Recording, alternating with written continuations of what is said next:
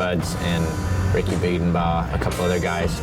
We were all bummed down this hill. Everyone was getting speed wobbles at one point, and me and Sheckler were planning on going left down this gnarly, super hill bomb, and then they were just gonna go straight. So there might have been something that happened where Zared was turning and Zared and Ricky slammed, and it was like a really gnarly slam. So I just kind of started panicking, but I was already like halfway going down like the gnarlier hill. Sheckler was bombing in front of me, and he didn't know that everybody slammed. So I was like, man, I gotta stop. Like that slam was gnarly, and I just gotta make sure everybody's okay. And I just did an emergency stop, just heel dragging off my tail, and then just the way I planted my foot, it just snapped, and I was like, oh, sick. Like they're probably hurt. I'm definitely hurt. Shit, this is the worst scenario ever.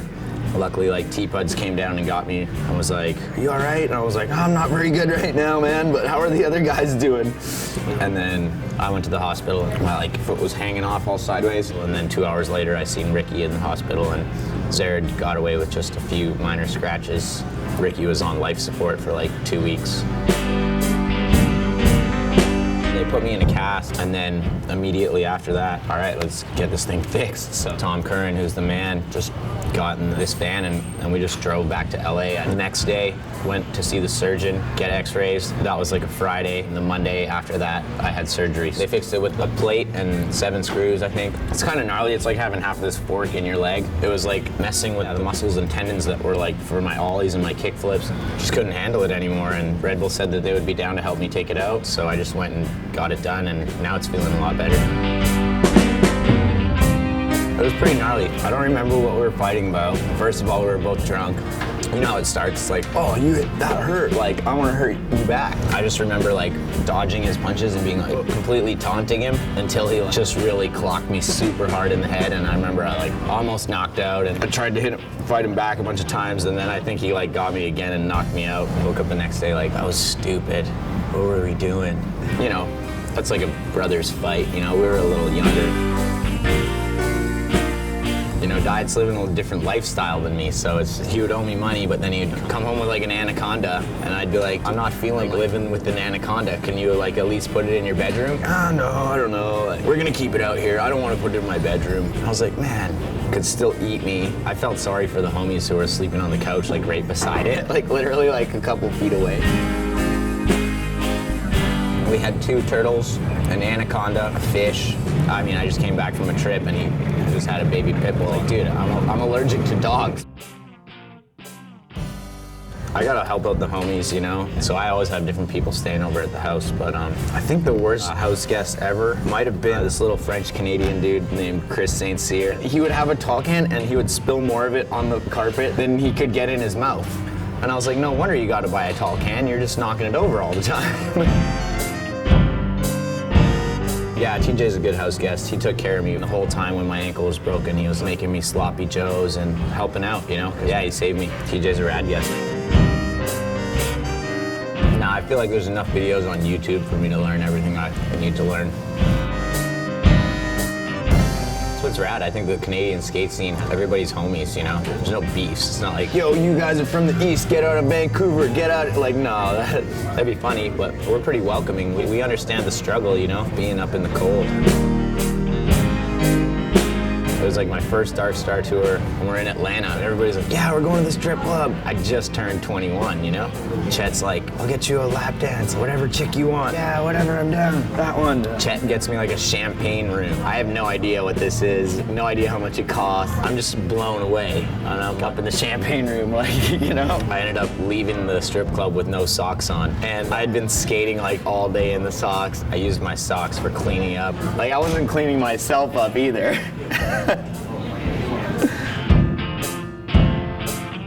They made a whole other contest so that you can get into the Street League contest, and you had to do a whole tournament, and you had to get top 2 out of all these gnarly guys who should already be in the Street League anyhow. Yeah, so me and Manny qualified top 2 guys.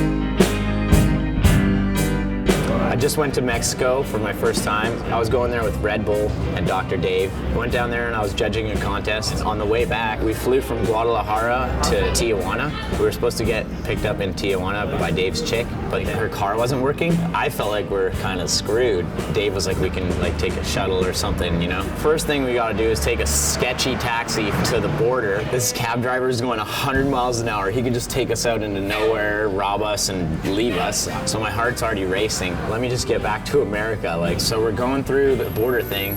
All of these like Mexican people who are just lined up to get into America. And we already bypassed this line. And so we get up to the front of the line and I'm like, yeah, we're gonna get through. And I show them my passport, my visa. They're like, whoa, there's no I-94 form in your visa. They were like freaking out. So I had to go through this whole process to like get an I-94 form, and then finally they let me in. I'm like, yes, we're in America, all right, we're all good. But we're like just right on the other side of the border, and it's just like still super sketchy. And Dave starts talking to this guy, and oh, we're going in this van. And I'm like, oh man, this isn't like the Greyhound bus I was like expecting. Literally like a 15-passenger tour van, like, and it's already packed with Mexican people. So I'm just like in there, shoulder to shoulder. I don't know if any of these guys are like illegal immigrants or what. So we're just driving up the 5, and I'm like, oh, we'll be fine. We'll be in like San Clemente in no time. We're going up past the Camp Pendleton where they pretty much just check for immigrants. And so they pull us over. Everybody in this bus is all getting ID'd. And I'm stuck there like, man, how did I get in this situation? I'm just like stuck here. Dr. Dave has like this frequent traveling card. So as soon as they saw that, he was like all good. They take this one guy out of the car and he's drunk. And when he gets to me, it's like,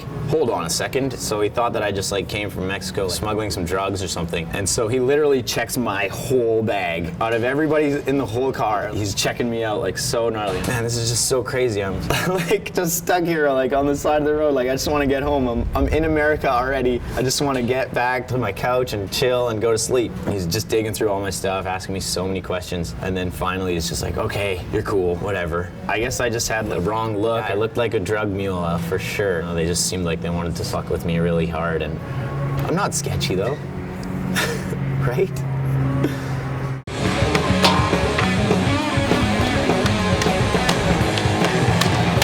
Cops came and we were all underage. We all got MIPs. It was a wild one.